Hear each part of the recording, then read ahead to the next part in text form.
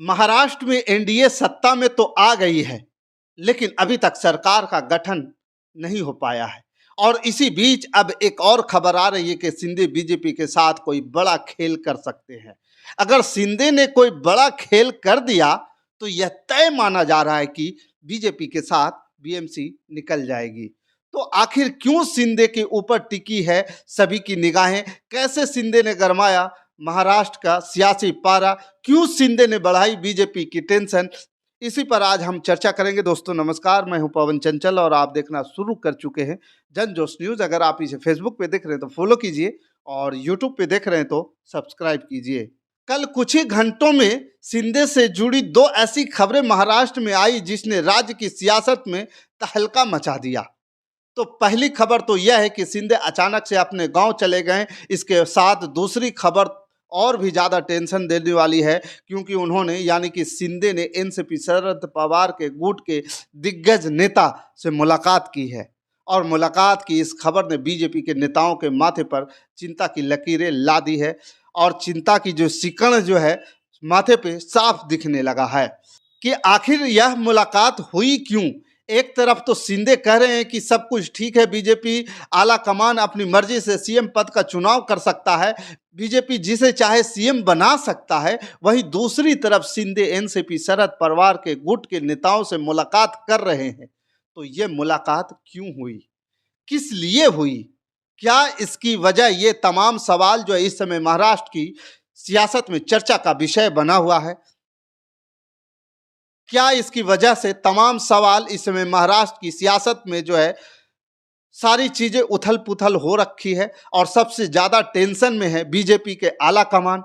क्योंकि आप जानते ही हैं नतीजे आए 7 दिन हो चुके हैं, लेकिन अभी तक जो है सीएम के नाम पर कोई फैसला नहीं कर पाया है। बीजेपी कहीं न कहीं यह बात जानती है कि देवेंद्र फडणवीस को सीएम बनाना उससे भारी पड़ सकता है। इसकी सबसे बड़ी वजह यही है, महाराष्ट्र एक मराठा बहुल्य राज्य है। अब बीजेपी एक तरफ से तो सीएम को लेकर के जद्दोजहद जो है से जूझ रही है और इनके सबके बीच जो खबर आई कि महाविकास आघाड़ी दल एनसीपी यानी कि एनसीपी शरद पवार के नेता जितेंद्र पवार ने एकनाथ शिंदे से मुलाकात की है। अब शरद पवार के गुट के नेता ने वर्षा बंगला पहुंचकर कार्यवाहक सीएम शिंदे से मुलाकात की और शिंदे ने अपने गांव सतारा जाने से पहले यह मुलाकात हुई। और यह जो मुलाकात हुई, इस खबर ने तो राजनीति के जानकारों के कान खड़े कर दिए। अब इस खबर में बीजेपी को दोहरा झटका दिया है। ऐसा इसलिए कहा जा रहा है कि क्योंकि बीजेपी को तभी टेंशन हो गई जब एनडीए की बैठक होने से ठीक पहले शिंदे ने अपने गाँव जाने की जानकारी दे दी थी। शिंदे के गाँव जाने के चलते इस बैठक की जो एनडीए की बैठक होने वाली थी उसको रद्द कर दिया गया, जबकि एनडीए की जो यह बैठक थी वह काफ़ी अहम बैठक थी। इसमें मंत्रालयों के बंटवारे को लेकर के बातचीत होनी थी, लेकिन शिंदे के तरफ से जानकारी दी गई कि वह 2 दिनों के लिए सतारा जिला स्थित अपने गांव में रहेंगे। नतीजा बैठक टाली गई और अब यह बैठक क्योंकि शिंदे मुंबई में नहीं है मौजूदा स्थिति, इसलिए 29 और 30 नवंबर को भी नहीं हो सकता है। अब यह जो बैठक है 1 दिसंबर को होगी, जिसके लिए बीजेपी का जो अपेक्षा है, उम्मीद है वो मुंबई में रहेंगे। यानी शिंदे ने सिर्फ यह कहा कि वो बैठक में नहीं रहेंगे, इसलिए बैठक को टाल दिया गया। इतना महत्वपूर्ण डिस्कशन उस बैठक में होना था, उसको टाल दिया गया। यानी अब यहाँ सोचने वाली बात यह है कि अब समझने की बात यह है कि एक शिंदे के लिए बैठक के एनडीए की बैठक को टालना ये कहां तक ये मजबूर है बीजेपी, ये भी समझने की बात है। शिंदे जो है एनडीए की बैठक में शामिल होना जरूरी नहीं समझा, जबकि एनसीपी शरद पवार के नेता से मिलना जरूरी समझा और ये मीटिंग हुई। अब इस बैठक में क्या हुआ, क्या बातचीत हुई, इसको लेकर के अभी कोई आधिकारिक जानकारी सामने नहीं आई है। हालांकि यह कहा जा रहा है कि यह सिर्फ एक औपचारिक मुलाकात थी, लेकिन राजनीति के जानकार तमाम तरह के कयास लगा रहे हैं कि कयास यह है कि शिंदे कोई बड़ा खेल कर सकते हैं, जिसकी उम्मीद उसी दिन से हो रही थी, जिसके कयास तभी से लग रहे थे कि जब शिंदे ने आगे आकर यह कह भी दिया था कि बीजेपी किसी को भी सीएम बनाए उनकी तरफ से कोई अड़चन पैदा नहीं किया जाएगा। उस वक्त भी कहा जा रहा था कि शिंदे ये भले ही मन मार करके जो मजबूरी में यह फैसला लिया है कि वो कोई बाधा पैदा नहीं करेंगे, लेकिन असल में बीजेपी के इस रवैये से वो बेहद नाराज हैं। शिंदे समर्थक बिल्कुल भी इस बात से खुश नहीं है कि बीजेपी शिंदे को सीएम नहीं बना रही है, और अब ये क्योंकि अब बीएमसी चुनाव आने वाली है, ऐसे में बीजेपी के शिंदे की बहुत ज़रूरी है और शिंदे इस मौके का फ़ायदा और ज़रूर उठाएंगे। इसलिए कहा जा रहा है कि इसलिए शिंदे की जो एनसीपी एसपी के नेता से मुलाकात हुई है, जो एनसीपी शरद पवार की गुट के नेता से मुलाकात हुई है, इसने बीजेपी खेमे में खलबली मचा दी है। अब यहाँ पर तमाम तरह के जो है कयास लगने लगे हैं कि आखिर जब जब एक तरफ शिंदे ने यह कहा कि उन्हें कोई दिक्कत नहीं है, वह सरकार का समर्थन करेंगे, सीएम किसी को भी बना दिया जाए, तो फिर आखिर शिंदे इस तरह की चीज़ें क्यों कर रहे हैं? क्यों शिंदे ने बैठक होने से पहले यह ऐलान किया कि वो 2 दिन के लिए अपने गांव जाने वाले हैं? क्यों शिंदे ने शरद पवार गुट के नेता से मुलाकात की?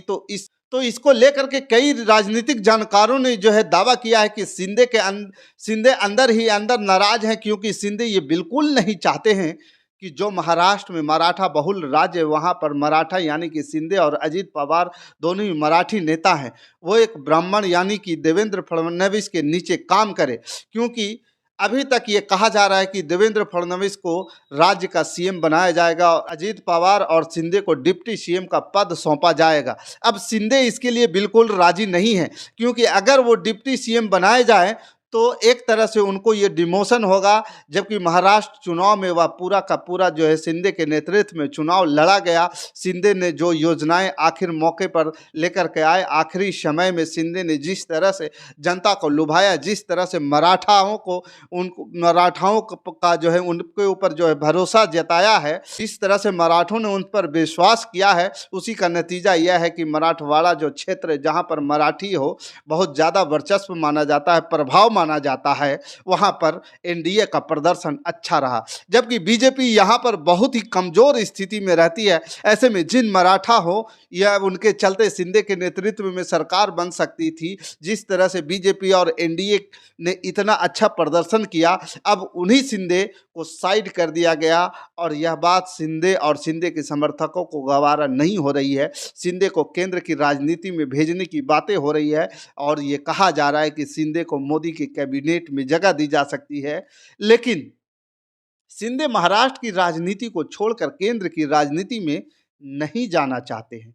इसके अलावा ये कहा जा रहा है कि शिंदे को ये ऑफर दिया गया कि वो केंद्र में शिफ्ट हो जाएं और जो डिप्टी सीएम का पद है, अगर वो इसे अपने लिए डिमोशन के तौर पर देख रहे हैं तो उनके बेटे को डिप्टी सीएम बना दिया जाए, लेकिन शिंदे इसके लिए भी राजी नहीं है, क्योंकि शिंदे का कहना है और उनका मानना है कि शिंदे के समर्थकों का यह मानना है कि देवेंद्र फडणवीस सीएम होंगे, अजीत पवार डिप्टी सीएम होंगे तो उनकी बेटे की उसमें नहीं चल पाएगी, क्योंकि ये दोनों जो देवेंद्र फडणवीस और अजीत पवार जो हैं बेटे पर यानी शिंदे के बेटे पर हावी हो जाएंगे। और दावा किया जा रहा है कि शिंदे गृह मंत्रालय, लोक निर्माण और ग्रामीण विकास और पंचायत मंत्रालय चाहते हैं, जबकि बीजेपी इसके लिए राजी नहीं है, क्योंकि बीजेपी अपने पास ये बड़े विभाग रखना चाहती है।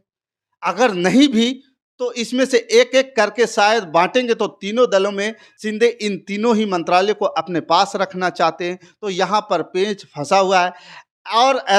और ऐसे में शिंदे ने अचानक गांव जाने का जो प्लान बनाया है या शरद पवार गुट के नेता से जो मुलाकात की, ऐसा करके शिंदे ने कहीं ना कहीं बीजेपी पर दबाव बनाने की कोशिश करेंगे।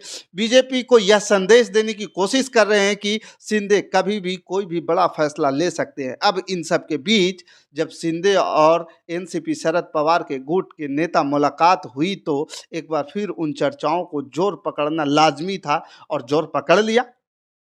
शरद पवार गुट के साथ हाथ मिला सकते हैं, क्योंकि से पहले एक बार इस तरह की चर्चाओं ने तो जोर पकड़ा था जब शरद पवार की बेटी सुप्रिया सुले का एक बयान आया था कि जिसमें वह अपने कार्यकर्ताओं को, अपने नेताओं को यह समझाती हुई नजर आ रही थी कि जो भी अटैक करना है वो देवेंद्र फडणवीस पर करना है, एकनाथ शिंदे के बारे में कुछ भी कहने से बचना है। उस समय इन तमाम चर्चाओं ने जोर पकड़ लिया था कि क्या शिंदे शरद गुट के साथ हाथ मिला सकते हैं या फिर शरद पवार शिंदे को अपने पाले में लाने की कोशिश कर रहे हैं। ऐसे में अचानक से इन दोनों की जब मुलाकात हुई तो एक बार फिर इन चर्चाओं को जोर पकड़ लिया है।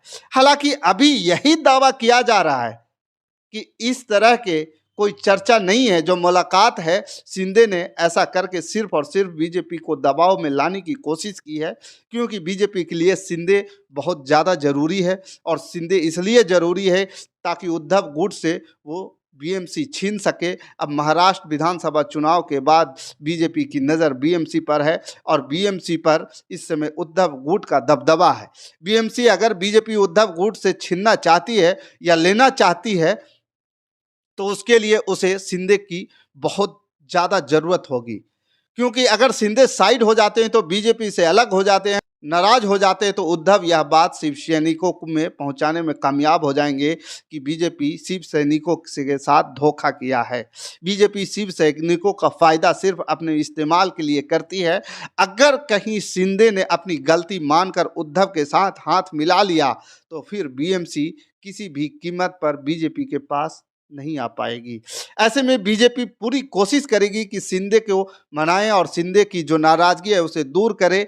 वहीं शिवसेना अपने विधायकों को साधने के लिए एकनाथ शिंदे को राज्य के नेतृत्व में ही बनाए रखना चाहती है, जबकि बीजेपी इस कोशिश में लगी हुई है कि शिंदे को केंद्र में भेज दिया जाए। और लेकिन शिंदे भी जानते हैं, शिंदे की जो समर्थक हैं वो भी इस बात को जानते हैं कि केंद्र में भेजने से शिंदे को शिवसेना को नुकसान होगा।